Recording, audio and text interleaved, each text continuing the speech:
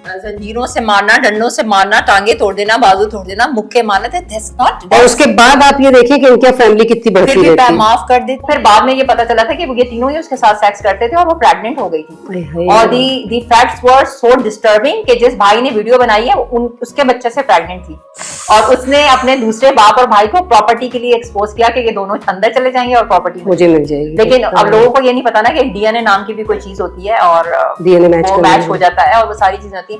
तो but that was very disturbing. एक अभी और केस मैंने देखा, उसने भी बच्चों को अनअटेंडेड छोड़ दिया। अब उनका जो सर्वेंट था उन्होंने बच्ची का रेप कर लिया रात को, क्योंकि बाप डिस्टर्ब था, देर घर से आया, माँ भी नहीं थी। जंजीरों से मारना, डंडों से मारना, टांगे तोड़ देना, बाजू तोड़ देना, मुक्के मारना थे, दैट्स नॉट। और उसके बाद आप ये देखिए कि इनकी फैमिली कितनी बढ़ती रहती है। फिर भी माफ कर देती हैं और फिर भी पैच अप कर लेती हैं। I mean, तो मैं अभी आपके प्रोग्राम के रेफरेंस से मैं विक्टिम्स को यही कहना चाहूंगी कि प्लीज, अगर आपने देखिए पैचअप हम भी करवाते हैं, वो हम देखते हैं कितना मसला जो है वो सीरियस है। जहां हम देखते हैं कि ये मसला तो बहुत सीरियस है and it can turn into A murder और कोई बड़ा क्राइम, बिल्कुल, तो उसमें हम कभी भी पैचअप कर। लेकिन जहाँ पे कोई छोटी मोटी बात है, मियाँ बीवी के बीच में छोटी मोटी लड़ाई हुई है, तो उसमें फिर हम ऑफिसर्स को कहते हैं कि अभी आप इनकी आपस में दोस्ती करवा दें, इसमें पर्चा काटने की जरूरत नहीं है। क्योंकि देखें, एक बार FIR कट गई तो उसमें वैसे ही डिवोर्स होनी है।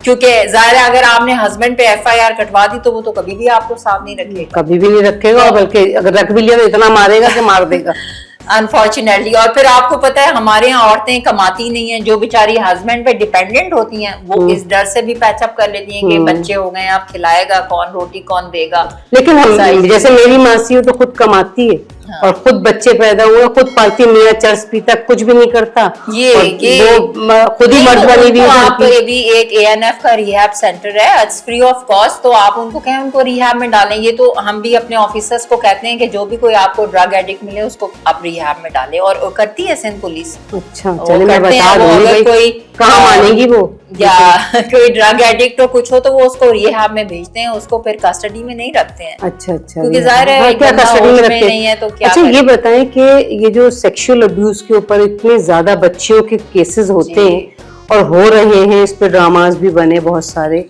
बहुत कुछ हो रहा है, जो कि बहुत सी चीजें सामने आती, बहुत सी नहीं आती। जी। तो इसको कैसे रोका जा सकता है, कम किया जा सकता है, क्या हो सकता है इसके ऊपर? अब इसमें देखें, अभी जो पिछले 1 साल से जो मैं वर्क कर रही हूँ ऑफिसर्स के साथ, बहुत सारी बच्चियों का रेप और मर्डर हुआ है, बहुत सारी बच्चियों का।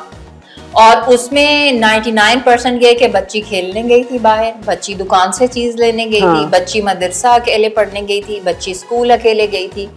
मतलब ये कि ये थोड़ी सी पेरेंट्स की भी तो रिस्पॉन्सिबिलिटी है ना कि आप हैरान रहेंगी सबिया, अभी एक केस में एक बच्ची 4 बार अपने घर से भागी है, 4 बार वो 10 साल की बच्ची को ढूंढ के हम फैमिली के हवाले करते हैं, वो भाग जाती थी।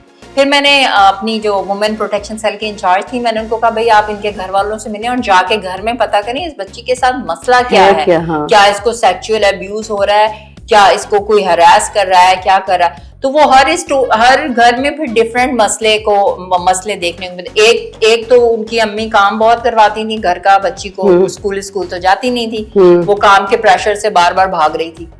और दूसरी का यही था कि उनको घर में कोई सेक्सुअली हरास करता था तो वो भाग रही थी। वो भी उसने बड़ी मुश्किल से ऑफिसर को बताया, आप देखें एक बच्ची बार बार भाग रही है, ओवरनाइट बाहर स्टे कर रही है, तो पुलिस के कंधों पर भी बहुत बड़ी जिम्मेदारी आ जाती है। ऑफ कोर्स उनको फिर मेडिकल एग्जामिनेशन करवाना पड़ता है कि बच्ची 24 आवर्स या 12 आवर्स नहीं थी घर में, कहीं इसके साथ कोई रेप तो नहीं होता है या किसी ने नहीं। और बहुत सारे केसेस में होता है कि बच्ची जब आती है तो उसकी मेडिकल रिपोर्ट में आता है रेप और सेक्सुअल असॉल्ट, वो सारी चीजें आती हैं।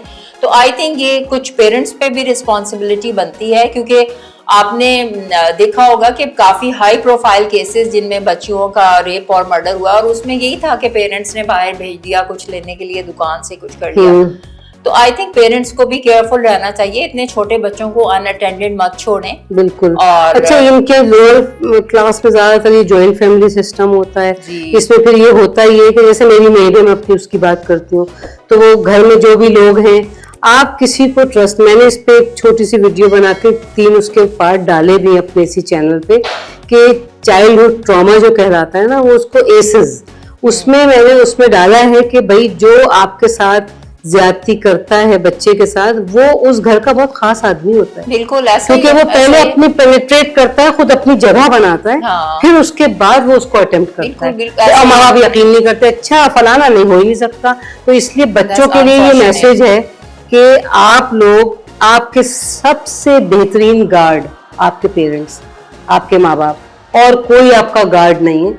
आप प्लीज अपने पेरेंट्स को हर बात बताएं, उनसे डरें नहीं। और पेरेंट्स को भी चाहिए कि इतनी अपने बच्चों के साथ सख्ती से नहीं पेश आए और मारपीट नहीं करें, और जो है वो अपने बच्चों से प्यार से बात करें, प्यार से पेश अगर आए। बच्चा बताएगा तो वो कहते नहीं तुम झूठ बोल रहे हो, ये हो ही नहीं सकता। यही तो प्रॉब्लम है असल में, सारी प्रॉब्लम्स जो है वो फिर घर से ही शुरू, पेरेंट्स नहीं सुनना चाहते। हाँ, क्योंकि वो अपने प्रॉब्लम्स में इतने थके हुए होते हैं, और उनके आपको पता है गुर्बत में तो और भी बहुत सारे मसाले होते हैं। लेकिन ये चीजें मैंने हाई क्लास में भी देखी हैं, बच्चों को इग्नोर करना, बच्चों को तवज्जो नहीं देना, ये हर क्लास में। हाँ, हर क्लास में, हाई क्लास अपनी पार्टीज में मसरूफ होता है। हाँ, एग्जैक्टली। तो बच्चे नीड्स अटेंशन, जितना ज्यादा आप बच्चों को प्यार करेंगे। हाई सोसाइटी में एक ये भी एलिमेंट है कि डिवोर्स बहुत होती है, तो वो इस तरह से होता है कि जी स्टेप फादर, स्टेप मदर, ये स्टेप का चक्कर बहुत है। जी जी जी जी, तो उसकी वजह से भी मसाइल हैं। जी, ये भी एक्चुअली मेरे पास एक केस आया था, अनफॉर्चुनेट केस था। उसमें ये हुआ कि हस्बैंड और वाइफ में लड़ाई हुई, तो वो खातून जो है ना वो बच्चों को छोड़ के मैके चली गई। अच्छा, अब घर में जो है वो एक ही लड़का नौकर था, उनका अपार्टमेंट था। अब उस सर्वेंट ने क्या किया, बाप अपना डिस्टर्ब था, बीवी नाराज होकर चली गई, उसने भी बच्चों को अनअटेंडेड छोड़ दिया। अब उनका जो सर्वेंट था, उन्होंने बच्ची का रेप कर लिया रात को, क्योंकि बाप डिस्टर्ब था, देर घर से आया, माँ भी नहीं थी। अच्छा, हमें जो है वो कैसे पता चला, हमें जो है वो बताया फादर ने कि बच्ची जो है वो बहुत डिस्टर्ब है और वॉक नहीं कर रही है प्रॉपर्ली, और इस तरह से हमें इंफॉर्मेशन मिली। उन्होंने बच्ची का भी, तो हमें फिर बाद में पता चला कि उनकी बेगम नाराज होके गई थी। अच्छा, खैर फिर हमने उनको कन्विंस किया कि आपको मेडिकल एग्जामिनेशन कराना पड़ेगा, दैट्स मैंडेटरी। उसमें रेप आया। खैर वो फिर बच्ची से बड़े कॉन्फिडेंस में लेके और पूछा, तो उसने घर में या तो बाप था या सर्वेंट थे। तो हमारे लिए तो ये दो एक्यूज थे, और वो इसलिए, लेकिन डीएनए फिर उसका जो सर्वेंट था उनका मैच हुआ। वो मदर भी फिर आ गई बाद में। लेकिन मुझे इतना अफसोस हुआ, मैंने कहा देखें, एक पढ़ा लिखा कपल, उनकी लड़ाई में नुकसान किसने उठाया? बच्ची ने। एक बच्ची ने नुकसान उठाया। मतलब rape is not a small thing for a 7 सारी जिंदगी के लिए, सारी जिंदगी के लिए ट्रॉमा। तो ये आपके प्रोग्राम के रेफरेंस से मैं कपल्स को भी रिक्वेस्ट करना चाहूंगी कि प्लीज अपने बच्चों की खातिर थोड़ा सा अपने अंदर पेशेंस पैदा करें, अपनी ग्रीवियंसेस को जो है वो कंट्रोल में रखें, और बहुत सारी चीजें इग्नोर भी करनी पड़ती हैं। बिल्कुल करनी पड़ती है, अगर आपको गुजारना है जिंदगी जॉइंट फैमिली में, और शादी के बाद बहुत सारी चीजें इग्नोर करनी बट अपने बच्चे का ख्याल खुद रखना होता है माँ बाप को।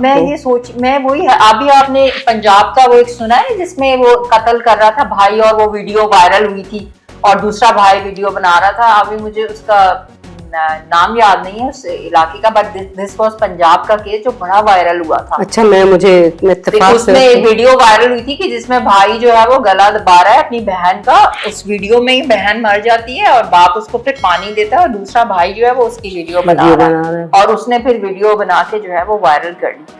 तो वो फिर बाद में ये पता चला था कि ये तीनों ही उसके साथ सेक्स करते थे, और वो प्रेग्नेंट हो गई थी। और दी फैक्ट्स वर सो डिस्टर्बिंग कि जिस भाई ने वीडियो बनाई है उसके बच्चे से प्रेग्नेंट थी, और उसने अपने दूसरे बाप और भाई को प्रॉपर्टी के लिए एक्सपोज किया कि ये दोनों अंदर चले जाएंगे और प्रॉपर्टी मुझे मिल जाएगी। लेकिन अब लोगों को ये नहीं पता ना कि डीएनए नाम की भी कोई चीज होती है, और डीएनए मैच हो जाता है, और वो सारी चीजें होती है।